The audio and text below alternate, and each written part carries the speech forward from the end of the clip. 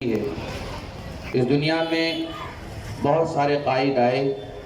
مگر یہ بات کہنے میں مجھے ذرا بھی جھجک محسوس نہیں ہوتی کہ دنیا کو جتنے بھی قائد ملے ہیں انہیں قیادت کا جذبہ ان کے دل میں آیا ہے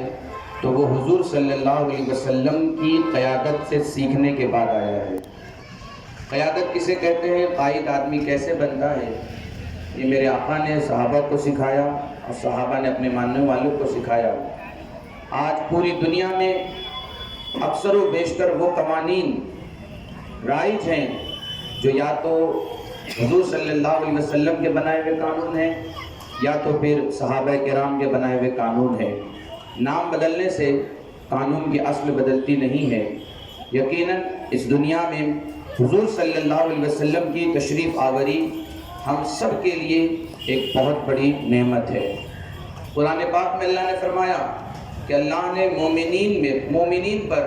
ان کے درمیان اپنے رسول کو بھیج کر ان پر احسان فرمایا، اور احسان کا بدلہ احسان سے دیا جاتا ہے، لیکن ہم حضور کی بارگاہ میں احسان نہیں کر سکتے اور ان کے احسان کو ہم اس کا جو ہے بدلہ بھی نہیں دے سکتے۔ ہاں اتنا کر سکتے ہیں کہ جسے قرآن نے کہا من یطیع الرسول فقد اطاع اللہ، جس نے رسول کی بات مانی گویا اس نے اللہ کی بات مانی، جس نے رسول کے حکم کے آگے اپنے سر کو جھکا دیا گویا اس نے اللہ کے آگے اپنے سر کو جھکا دیا، جس نے رسول کی محبت کا اور ان کی غلامی کا پٹا اپنے گلے میں ڈالا گویا اس نے اللہ کی محبت میں اپنے آپ کو زندہ رکھا۔ عزیزان مکرم، آج پوری دنیا میں حضور صلی اللہ علیہ وسلم کے ماننے والے اپنے اپنے علاقے کے مطابق اور اپنے اپنے علاقے کے ماحول اور رسم و رواج کے مطابق بارگاہ رسول صلی اللہ علیہ وسلم میں خراج عقیدت پیش کر رہے ہیں۔ یہ ہم غلامان مصطفیٰ کی خوش نصیبی ہے کہ اللہ نے ہمیں یہ موقع عطا فرمایا اور ہم حضور کی ولادت طیبہ کے موقع پر جشن مناتے ہوئے اور اپنے کام کاج کو بند کرتے ہوئے ہم جلوس عید میلاد النبی میں شریک ہوئے۔ اور ہم کیوں نہ نبی کی آمد پر جشن منائیں، کیونکہ نبی کی آمد پر تو حور و غلماں نے بھی جشن منایا، نبی کی آمد پر ملائکہ نے جشن منایا، نبی کی آمد پر جنت کی در و دیوار کو سجا دیا گیا، نبی کی آمد پر جنگل کے جانوروں نے جشن منایا۔ نبی کی آمد کے سلسلے میں تو یہودی بھی دعائیں کیا کرتے تھے کہ اے اللہ، جو عیسیٰ علیہ السلام نے بشارت دی تھی کہ وہ رسول آنے والے ہیں، اے مولا وہ رسول تو مبعوث فرما دے۔ اور بعض عیسائی اور بعض یہودی حضور علیہ السلام کی ولادت سے پہلے ہی حضور کے وسیلے سے دعائیں کیا کرتے تھے۔ وَقَانُوا يَسْتَفْتِحُونَ مِن قَبْلِ، وہ دعائیں کیا کرتے تھے اور اللہ رب العزت حضور کی ولادت سے پہلے ہی حضور کے وسیلے سے ان کی دعاؤں کو قبول فرماتا تھا۔ ہم خوش نصیب مسلمان ہیں کہ حضور ہم میں جلوہ فرما ہے اور انہوں نے ہمارے لیے دعا کی اور ہمارے لیے شفاعت کی گزارش رب کی بارگاہ میں کی۔ اگر ہم ان کی بارگاہ میں ایک دن بھی نہ نکال کر خراج عقیدت پیش کریں تو ہم سے زیادہ کوئی بے وفا نہیں ہو سکتا۔ ویسے تو حضور کا ذکر قیامت تک چلتا رہے گا، قیامت تک ان کا ذکر جاری اور ساری رہے گا۔ یہ جلوس عید میلاد النبی سنیوں کی ایک علامت کے طور پر منایا جاتا ہے۔ خوش عقیدہ مسلمانوں کے لیے جو یہ بہت ہی باعث مسرت اور خوشی کا ذریعہ ہوا کرتا ہے۔ میں آپ کو علامہ ابن حجر مکی رحمۃ اللہ تعالی علیہ کا وہ فرمان سناؤں جو انہوں نے اپنی کتاب نعمت الکبریٰ میں لکھا۔ کچھ لوگ جو کہتے ہیں نا کہ جلوس میں تم اتنا خرچ کیوں کرتے ہو، یہ بینر اتنے بڑے بڑے کیوں لگاتے ہو، اتنے پھول نچھاور کیوں کرتے ہو، اتنا کھلانا پلانا اور بانٹنا اور نظر و نیاز کیوں کرتے ہو، آؤ میں آپ کو صحابہ کی زبانی سناؤں کہ حضور کی میلاد پر خرچ کرنا اور لوگوں کے درمیان کھانے وغیرہ تقسیم کرنے کا کتنا بڑا ثواب ہے۔ علامہ ابن حجر مکی لکھتے ہیں اپنی کتاب نعمت الکبریٰ میں کہ جس نے، حضرت ابو بکر صدیق فرماتے ہیں کہ جس نے حضور کی میلاد پڑھنے میں ایک درہم بھی خرچ کیا تو وہ جنت میں میرے ساتھ ہوگا۔ یہ حضرت ابو بکر صدیق کا فرمان ہے۔ اسی طرح سے حضرت عمر فرماتے ہیں کہ جس شخص نے حضور کی میلاد کی تعظیم کی گویا اس نے اسلام کو زندہ کر دیا۔ اسی طرح سے حضرت عثمان غنی فرماتے ہیں کہ جس شخص نے حضور کی تعظیم میں میلاد شریف پڑھا اور 1 درہم بھی خرچ کیا، گویا وہ بدر حنین میں میرے ساتھ وہ شہید ہوا، اور اس جنگ میں حاضر ہو کر کے جیسے صحابہ نے شہادت کا درجہ پایا تھا، اسی طرح سے میلاد رسول پر اگر کوئی 1 درہم یا 1 روپیہ بھی خرچ کرتا ہے تو انشاءاللہ قیامت کے دن اسے بدر حنین میں جو صحابہ شریک ہوئے ان کے جیسا تو درجہ نہیں مل سکتا، لیکن ان کے غلاموں کا درجہ ضرور مل سکتا ہے۔ اسی طرح سے حضرت مولا علی رضی اللہ تعالیٰ عنہ ارشاد فرماتے ہیں کہ جس نے حضور کی میلاد کی تعظیم کی اور میلاد خوانی کا سبب بنا، وہ دنیا سے اس حالت میں جائے گا کہ اس کا ایمان سلامت ہوگا اور وہ جنت میں بغیر حساب و کتاب کے داخل ہوگا۔ حضرت شاہ عبد الرحیم محدث دہلوی، جو شاہ ولی اللہ محدث دہلوی کے والد محترم ہیں، ان کی عادت تھی کہ جب بھی عید میلاد النبی آتا تو یہ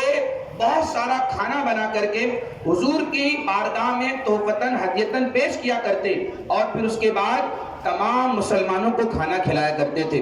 ایک سال ایسا آیا کہ حضور کے میلاد کی تاریخ تو آ گئی، لیکن ان کے پاس اتنا پیسہ نہیں تھا کہ ہر سال کی طرح اس سال بھی کھانا بنا کر کھلایا جائے، تو انہوں نے تنگی کی وجہ سے، غربت کی وجہ سے تھوڑے سے بھنے ہوئے چنے منگائے، اور ان بھنے ہوئے چنوں پر آپ نے فاتحہ پڑھا اور اس کے بعد اس کو تمام مسلمانوں میں تقسیم کر دیا۔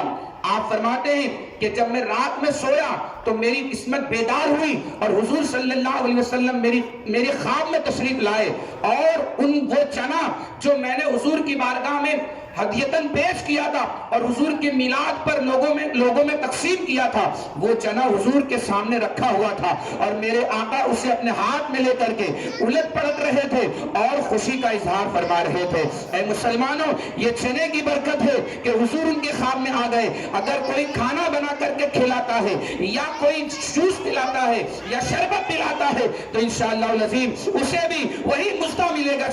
جو شاہ عبد الرحیم محدث دہلوی کو ملا تھا۔ اور آخری بات میں آپ کو بتاؤں، میلاد رسول کے موقع پر جو کھڑے ہو کے ہم صلاۃ و سلام پڑھتے ہیں، یہ کوئی غلط چیز نہیں ہے۔ شیخ عبدالحق محدث دہلوی اپنی کتاب اخبار الاحیار میں لکھتے ہیں، وہ دعا کرتے ہیں کہ اے مولا، میرا کوئی عمل ایسا نہیں جو تیری بارگاہ میں مقبول ہو۔ عاجزی کے طور پر، حالانکہ بہت بڑے محدث ہیں، بہت بڑے مفسر ہیں، ولی کامل ہیں آپ شیخ عبدالحق محدث دہلوی، مگر وہ لکھتے ہیں اور دعا کرتے ہیں کہ اے مولا، جو رات تیرے محبوب کی ولادت کی ہوئے جسے شب میلاد رسول کہا جاتا ہے، اس شب میں میں جب کھڑے ہو کر کے تیرے محبوب کی بارگاہ میں صلاۃ و سلام پیش کرتا ہوں تو مجھے اتنی لذت محسوس ہوتی ہے کہ اتنی لذت مجھے کسی محفل میں محسوس نہیں ہوتی، اور اس رات میں جب میں کھڑے ہو کر کے صلاۃ و سلام تیرے محبوب پر پڑھتا ہوں تو اس کو میں اپنے لیے ذریعہ نجات سمجھتا ہوں اور مغفرت کا سبب سمجھتا ہوں۔ مسلمانوں، المختصر یہ کہ ہمارا جو بھی کام ہوتا ہے الحمدللہ علماء کرام کی سرپرستی میں اور ان کی رہنمائی میں شریعت مطہرہ کے دائرے میں رہ کر کے ہوتا ہے، اور جو کام شریعت مطہرہ کے دائرے میں رہ کر کے کیا جاتا ہے وہ کام ہمیشہ درست ہوتا ہے۔ کوئی کتنا بھی کیوں نہ کہے یہ شرک ہے، بدعت، جنوس مت نکالو، مگر آؤ میں آپ کو ایک فرمان سناؤں کہ حضور علیہ الصلوۃ والتسلیم فرماتے ہیں ما رآہ المؤمن حسنا حسن فهو عند اللہ حسن، یعنی مومنین کی نگاہوں میں جو عمل اچھا ہوتا ہے وہ اللہ کی بارگاہ میں بھی عمل اچھا ہوتا ہے، اور ہم تمام مسلمانوں کی بارگاہ میں عید میلاد النبی اچھا عمل ہے، اچھی نیت سے کرتے ہیں تو انشاءاللہ اس کا اچھا بدلہ بھی ملے گا، اور یہ قیامت کے دن یہ جو ہماری نجات کا ذریعہ بھی بنے گا۔ آپ آئے، آپ کا شکریہ، جزاک اللہ، السلام علیکم ورحمۃ اللہ وبرکاتہ۔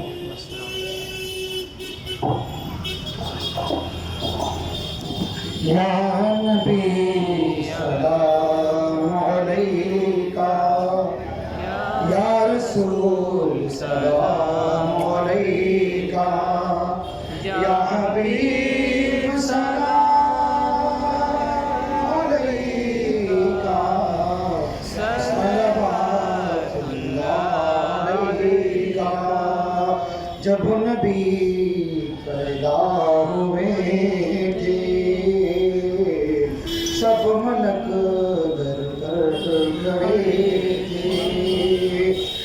وسلم پر رہے تھے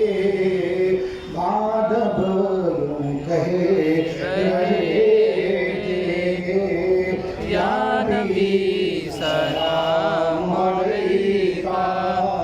یا رسول سلام علیکہ یا حبیب سلام علیکہ صلوات اللہ علیکہ آپ کا تشریف لانا وقت بھی کتنا سہانا جگمگاتا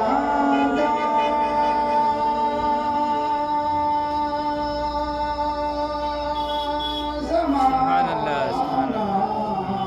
شور گاتی تھی ترانہ یا نبی سلام علیکہ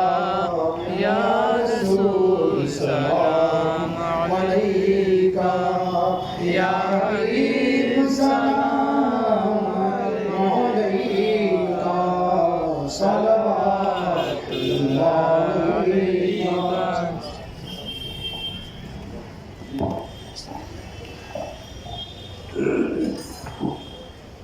الصلاة والسلام عليك يا سيدي يا رسول الله الصلاة والسلام عليك يا سيدي يا حبيب الله الصلاة والسلام عليك يا سيدي يا رسول الله صلى الله تعالى عليه وسلم الفاتحة إلى روح النبي صلى الله تعالى عليه وسلم بسم الله